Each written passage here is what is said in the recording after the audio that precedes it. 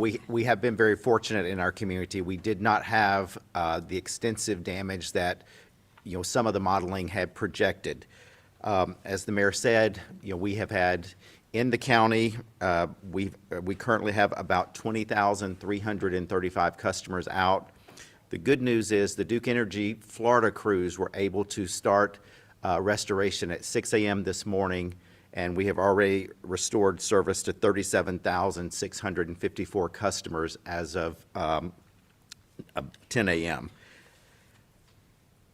If you are in a situation where your home is flooded, one of the things that the mayor has mentioned, and I'm sure you've seen on TV, there is potential for higher flooding later this afternoon. If you choose to leave your home, please turn off your turn your breakers off. That will help prevent any kind of electrical situation that could occur while you're away. I would also say, our crews are working very diligently and trying to get as many people turned on as possible. But one of the things, I always want to make sure that people understand this is a very complex operation. We did a significant staging at the Tropicana field, and we'd like to thank the Tampa Bay Rays for allowing us to use their facilities. But we have many trucks there, and those are the trucks that came from the Midwest and other parts of the country.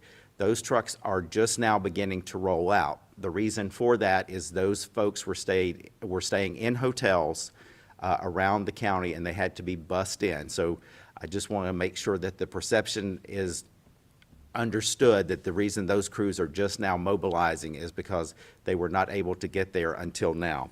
But as I mentioned, the Duke Energy Florida crews are all out as of 6 a.m. and will work 16-hour shifts until we have the community fully restored.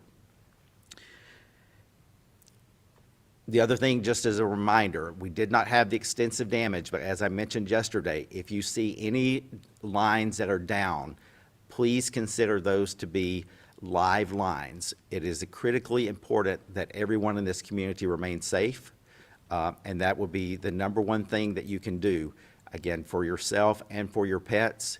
If you have chosen to use a generator, please ensure that the generator is properly ventilated, because we certainly do not want anyone to have a loss of life because of carbon monoxide poisoning. So thank you so much for your patience, and as the mayor said, we will have a lot more information in the coming hours, and we will certainly convey that to you as it is available to us.